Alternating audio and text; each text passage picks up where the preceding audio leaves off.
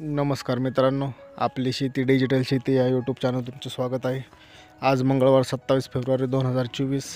आज आपण महाराष्ट्रातील हवामान विभागाचा अंदाज घेणार आहोत। तत्पूर्वी तुम्ही जर चॅनलवर नवीन असाल तर आत्ता चॅनलला सबस्क्राईब करा, जेणेकरून नवीन अपडेट तुमच्यापर्यंत पोहोचत राहतील।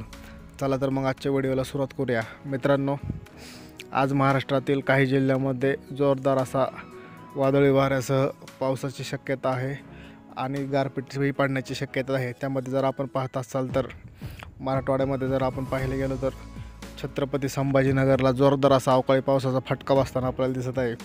छत्रपती संभाजीनगरमधील सिल्लोड, चिखली या भागामध्ये विजेच्या कडकडासह जोरदार पाऊस पडणार आहे।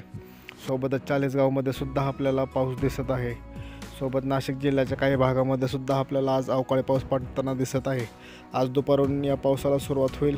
सकाळीच पाऊस असेल, पण दुपारनंतर या पावसाला जोर धरला जाईल मित्रांनो। सोबत जर पाहत असाल तर खामगावमध्ये सुद्धा आपल्याला जोरदार असा वादळी वाऱ्यासह पाऊस दिसत आहे। अमरावतीतील अचलपूरमध्ये सुद्धा आपल्याला काही भागामध्ये विजेच्या कडकडाटासह जोरदार असा पाऊस दिसत आहे मित्रांनो।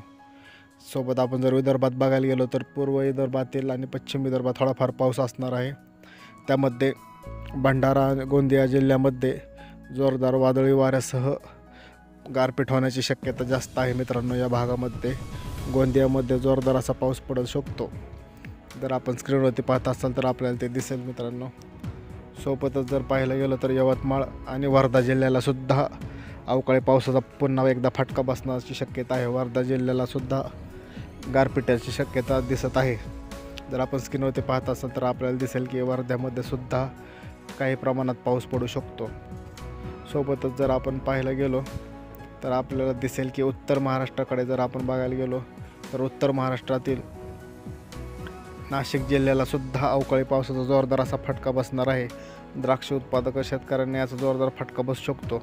नाशिकमधील सिन्नर, निफाड, येवला, मनमाड या भागामध्ये विजेच्या कडकडाटासह जोरदार असा पाऊस पडत आहे। गारपीट होण्याची शक्यता सुद्धा या भागात नाकारता येत नाही आहे मित्रांनो। त्यामुळे हवामान विभागाने सर्व शेतकऱ्यांना या भागातील सतर्कतेचा इशारा दिलेला आहे।